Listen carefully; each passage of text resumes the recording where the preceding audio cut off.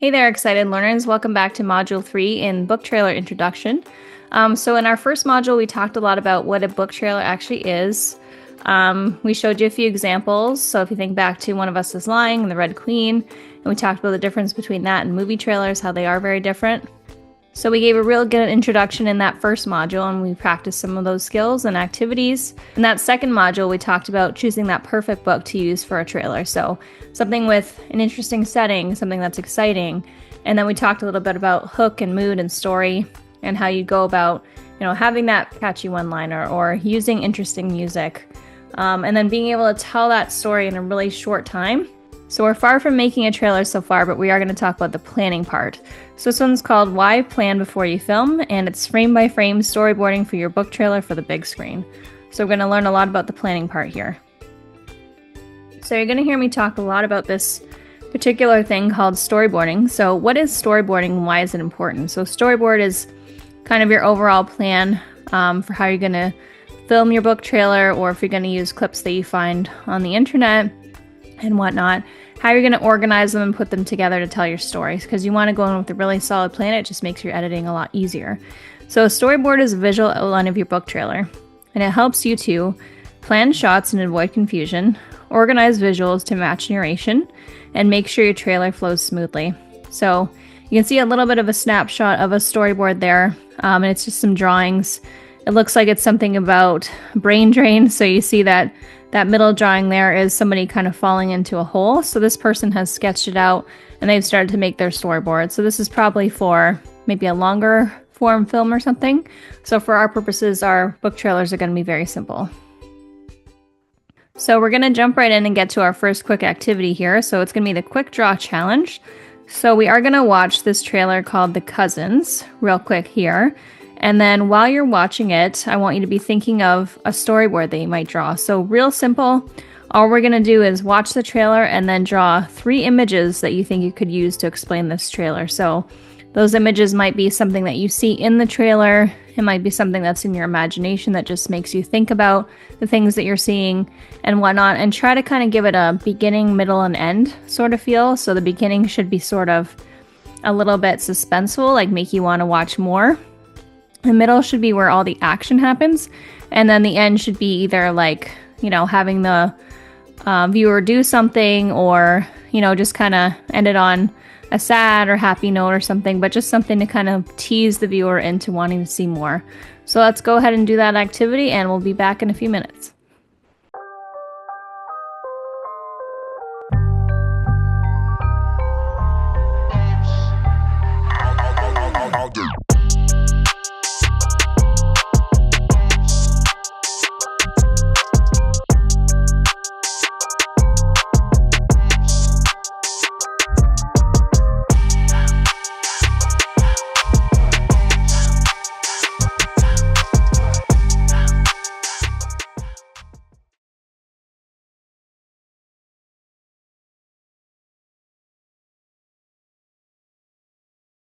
Okay, so now that we've had a little attempt at doing this, so we watched our trailer for The Cousins. So let's talk about when I was saying about structuring it for the beginning, middle, and end. So let's break down a little bit more about what those pieces look like. So you have your 3 drawings in front of you, but let's talk about the beginning. So the beginning is the hook, which is something that we've talked about before. So that's the thing that you use to grab the audience attention. So showing an intriguing quote, dramatic question, or a mysterious scene. So example, you are a wizard, Harry, for Harry Potter. That's something that you could have as just like a little text box in your trailer. And then obviously if somebody sees that and they haven't seen Harry Potter, they're probably going to want to know more because it's a really interesting concept. Number 2, so that's the middle. So that's where you're going to build your suspense and your story. So you're going to introduce the main conflict. So like I was saying, that's kind of the point in the story which something happens, and it's kind of going to drive the plot until the end. So you're going to tease the main problem or adventure without giving spoilers. So if we're talking about Harry Potter, you could say, you're a wizard, Harry, and then you maybe show something like Harry Potter entering the doors of Hogwarts or something like that, kind of showing that he's a normal boy that's going to become a wizard, and then obviously the watcher is going to want to see more of that. Right? And you show exciting visuals and character moments. So That's a big moment for Harry in that very first Harry Potter movie. Same with the book. So I think that that would be an interesting start to your trailer.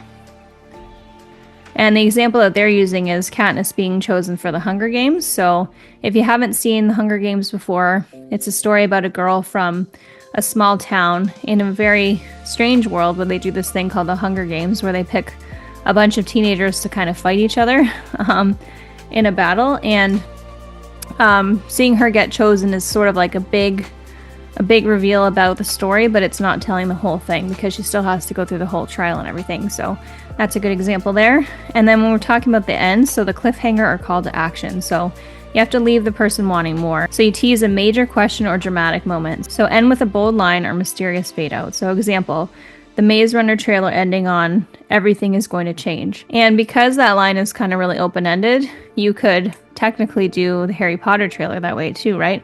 You're Wizard Harry, and then show him entering the Hogwarts, and then a few interesting, catching things in there, like maybe show the ghosts or show the Great Hall or something like that, and then end it with everything's going to change, right? So then you kind of introduce the world a little bit, you set the stage, and then you're leaving people wanting more. So that's kind of what you want to achieve with yours. Okay, so here we go. We're going to practice a little bit more here. So for quick activity number 2, we're going to build a 3-part trailer plan. So think about what we just learned about the hook, grabbing attention, middle, building suspense, and end, cliffhanger, call to action. So using these ideas, write or think of one idea for the beginning, middle, and end of a story or movie that you know. So we just talked a little bit about that with Harry Potter. So you're a wizard, Harry, and then some images of Hogwarts with showing some special details, but not a whole lot. And then, saying everything is going to change at the end. So something kind of like that. And here's just a few ideas. It doesn't have to be these. It could be something that you know really well, that you have seen so that you can explain it. So Toy Story, Jurassic Park, Star Wars, something like that. So let's take a few minutes to do a beginning, middle, and end.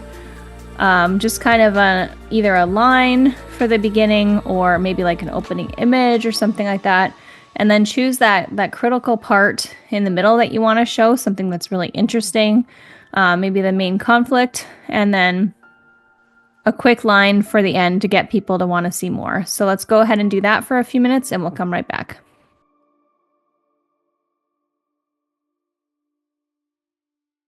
So let's move on here. So planning key visuals and transitions, make it look cinematic, right? So this is how we start to think about making a trailer and making it visual.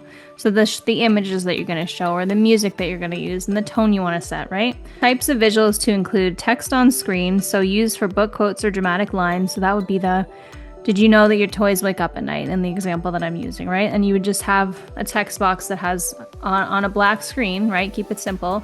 And then it would just kind of say that to the audience, right?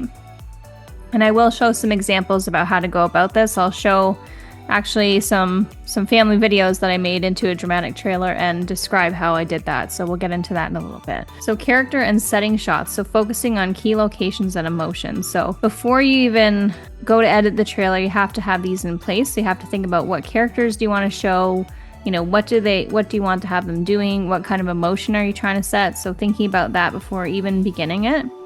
Action clips and effects. So this is when you're dealing with the actual visuals and shots. So you could actually use tools in an editing tool, which we will talk about later on in the lesson, but far down the road in the modules. So using a zoom tool to make it a little bit more dramatic and give it a little bit of motion. So I'll show you how we go about doing that. Slow motion, so to kind of make it a little more scary and suspenseful, you can use slow motion tools. Color filters, so you could use a darker filter to make it scary. You could use a red filter for love, all these kind of things. So it's just kind of thinking about those visual cues that make somebody feel something about a trailer. And then types of transitions that you can use, so fading in, fading out. They're great for mysterious or dramatic trailers, and I will explain definitely a lot more about that in a little while. Quick cuts, so building tension and excitement. So that's just the idea that you have a bunch of video clips and then you make them change really quickly so that the person that's watching it has to change kind of emotions really quick. So it kind of gives it that little more of a hurried thing. so that you feel like, oh, there's action happening. Like it's really interesting, right? So these are just some kind of tips and tricks about how things are structured to make people feel a certain thing. And then slow zoom creates an emotional connection. So the zooming in thing, I was saying it's dramatic. So when you do a little bit of a zoom very slowly, it's just kind of like eases you into knowing somebody. So these are just some introductions for some terms that you'll hear about video editing in general. Okay, so now we're gonna watch a very short trailer that I actually made. So it's from some old family videos of family members, and it's about this toy called a roller racer. And essentially, there was two kids in it. They were kind of playing harmoniously on it, and then they sort of got into a little miniature fight about it. So the way that I cut the video is very over dramatic, but it was just kind of for example purposes. So it's just kind of going to describe the way that I use text, the way that I use character building and zooms and color and transitions and music to make the video a lot more dramatic than it actually is, and kind of take it out of context and make it into kind of like a mock horror trailer. So without further ado, I'll show that video and then we'll talk about the different parts of it, and I'll show you a little bit of a demonstration of the video editing software that I used. So you don't have to go too in depth this early on, but we will talk a little bit more about it later, just to introduce you to the terms and the techniques of video editing. So go ahead and watch.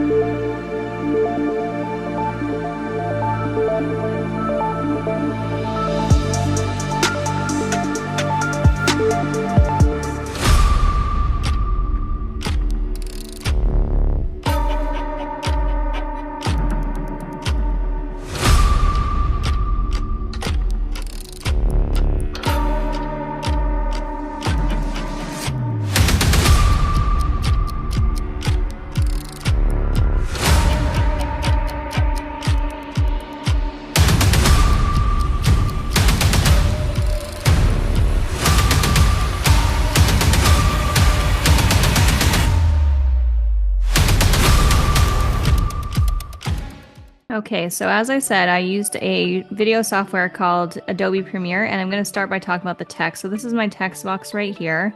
You can see that that's in pink, and when you're going to use text, you just put it in that text box, and then you can make it bigger. You can add all kinds of text along the way. So you can see that it is getting bigger as I'm dragging it along the timeline. So I did that with the zoom in feature, and this is where you actually see the text tool is right up here. See, I can actually add some stuff to it when I just hit that little T. I can drag it around when you use that little arrow there. So that's a little bit about how you play around with text. And next thing I'm going to show you is a bit about the character building. So we've got the two kids here, like I was saying, and this is kind of an average day. They're just playing with that roller racer toy. So you can see that there's a boy and a girl, and the clips that I picked were just them kind of doing normal stuff.